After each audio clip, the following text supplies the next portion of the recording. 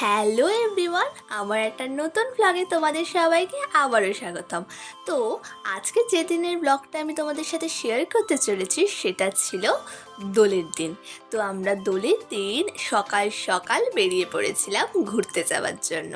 তো আমরা একেবারে একটা ট্যাক্সি বুক করে নিয়েছিলাম। তো আমরা সেদিন যাচ্ছিলাম হচ্ছে বোলপুর শান্তিনিকেতনে। তো তাই জন্য চলে গেছিলাম হাওড়া। এই দেখো চলেও এসেছি। তো হাওড়া থেকে আমাদের ট্রেন ছিল, আমাদের ট্রেনটির নাম ছিল শান্তিনিকেতন এক্সপ্রেস, আর সেটা ঠিক 10টায় ছেড়েছিল।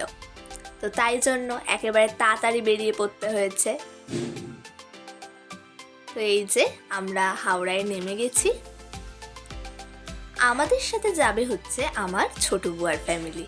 তো তারা সাউথ থেকে আসছে আর আমরাই আগে পৌঁছে গেছিলাম। তাহলে চলো আমরা আগে উঠে যাই ট্রেনে। এই যে আমাদের ট্রেন দাঁড়িয়ে আছে, আমরা বেশ 1 ঘন্টা আগেই চলে গেছিলাম। তো এই যে আমাদের ট্রেনে বসে গেছি। ট্রেনটা কিন্তু বেশ ভালো ছিল, খুবই ভালো। আর ট্রেনটা মতো 2 ঘন্টার মধ্যে আমাদেরকে পৌঁছে দিয়েছিল বোলপুর শান্তিনিকেতনে। এই যে ট্রেনের সামনে খাওয়া দাওয়ার জন্য টেবিলের ব্যবস্থা, পা রাখার জন্য সব খুব ভালো ছিল এই ট্রেনটা। আর এই যে চলে এসেছে ছোট বুয়ারা, এই যে ছোট পিসুন, এই পেছন ঘুরে দাঁড়িয়ে আছে এই যে ছোট বুয়া। এই যে ট্রেন আমাদের একদম পাক্কা 10টায় ট্রেন আমাদের ছেড়ে দিল। তো আমরা তাই জন্য এবার দুর্গা দুর্গা বলে যেতে লাগলাম। আর এই যে ইনি ট্রেনে উঠেই খাওয়া, সবাই খেতে ব্যস্ত, ট্রেন ছেড়েছে আর খাওয়া। বলছে দাঁড়া আমি একটু বিস্কিটের রিভিউটাও দিয়ে দিই, এত বদমাস। যাই হোক, ট্রেনটা কিন্তু খুব ভালো টেনেছিল। বলছি না, আমরা একদম 10টায় উঠেছি আর 12টার মধ্যে আমাদেরকে পৌঁছে দিয়েছে। তো এই যে আমরা বোলপুরে নেমে গেলাম। আমরা স্টেশনের একটা জায়গায় আমাদের ব্যাগগুলো সব রেখে দিয়েছিলাম। তারপর একটা টোটো ধরে আমরা এসেছিলাম এই যে মহামায়া রেস্টুরেন্টে।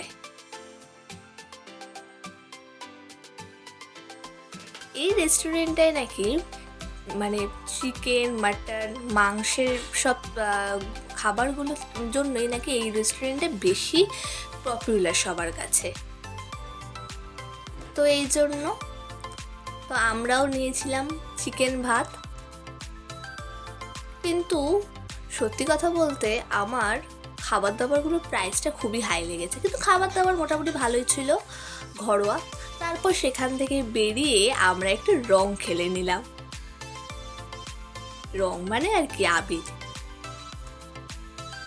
তো তারপর আমরা একটা টোটো বুক করে নিয়েছিলাম। টোটো বুক করে নিয়ে আমরা গেছিলাম সোনাঝুরি হাটে। সেখানেও খুবই ভিড় ছিল, আর অনেকটা আগে নামিয়ে দিয়েছিল, কারণ ওখানে মানে একেবারে সামনে টোটো যাচ্ছিল না বলে।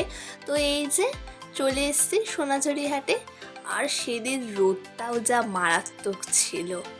যাই হোক, কিন্তু এখানে আসলে তো সব কিছু ভুলে যেতে হবে, কারণ এত সুন্দর সুন্দর সব জিনিস, ইউনিক ইউনিক জিনিস, আর এত কমে। সত্যি এটা একটা খুবই ভালো জায়গা শপিং করার জন্য। আর এমন জিনিসপত্র খুব একটা আমাদের এখানে পাওয়াও যায় না, অনেক কিছু। এই যে এখানে নাচ চলছিল। তারপর এখানে পাঞ্জাবি, মেয়েদের কুর্তি, তারপর ছেলেদের শার্ট, অনেক কিছু অনেক কিছু। তারপর শাড়ি তো আছেই, তার সাথে মেয়েদের ওয়ান পিস, সব কিছু নিয়ে মানে এই হাটটা বসে অনেক বড় জায়গা নিয়ে। আর বিভিন্ন ঘর সাজানোর জিনিস তো আছেই, চাদর, সব কিছু খুব সুন্দর। তো আমরা এখান থেকে টুকটাক কেনাকাটা করে নিলাম।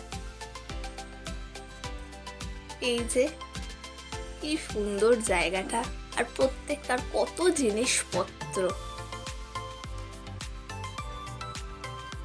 তারপর আমরা সোনাঝুরি হাট থেকে চলে আসলাম আবার বোলপুর স্টেশনে।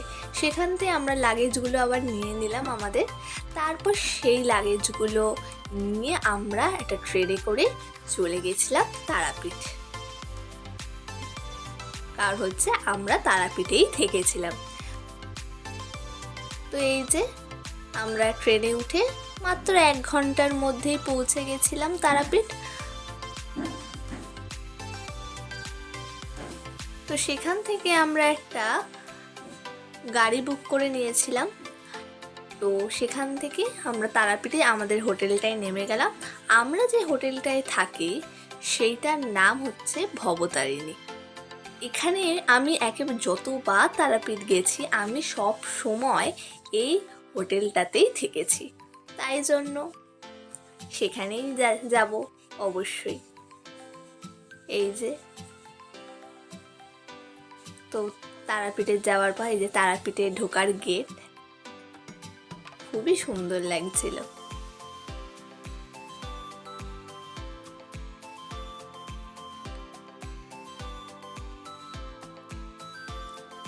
এই যে চলে এসেছি আমাদের হোটেলটায়।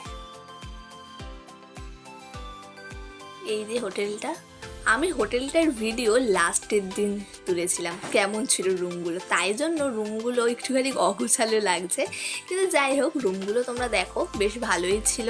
আর প্রত্যেকটা ঘরেই এসি লাগানো, এখানে তোমরা গেলেও এখানে যেতে পারো। আর প্রাইসটাও রিজনেবল। এই যে আমাদের রুমটাও, ওই রুমটাই ছিলাম ছোট বউ আর এই রুমটাই ছিলাম আমরা একদম পৌঁছেই আর টাইম নষ্ট করিনি, একদম স্নান টান করে ফ্রেশ হয়ে নিয়েছিলাম, কারণ সেই দিনে আমরা পুজো দিয়েছিলাম তারাপীঠে মায়ের কাছে। তো এই যে একেবারে রেডি হয়ে আমরা একেবারে বেরিয়ে পড়েছিলাম। তো এবার যাচ্ছি মন্দিরের কাছে। তো আমরা এই দোকানটা থেকে বিভিন্ন পুজোর ডালা, তারপর ফুল মালা সব কিনে নিয়েছিলাম। এই যে ওরা যতক্ষণ কিনছিল আমি বসেই ছিলাম। তারপর গিয়ে আমাদের মাথায় পুরো হাত পড়ে গেছে, এত ভিড় এত ভিড়। আমরা সেই 8টায় লাইন দিয়েছিলাম, তারপর কটায় পুজো দিয়েছি সেটা পরে বলছি। এই যে তিশারাও গেছিল তারাপীঠে, আর ওরাও আমাদের হোটেলেই ছিল। ওরা একটু আগে তারাপীঠ পৌঁছেছিল বলে ওরা একটু তাড়াতাড়ি আগে চলে গেছিল মন্দিরে। এই যে তো তারপর লাইনে দাঁড়িয়েই আছি। কি ভিড়, ভিড়ের শেষ নেই, লাইন এগাচ্ছেই না।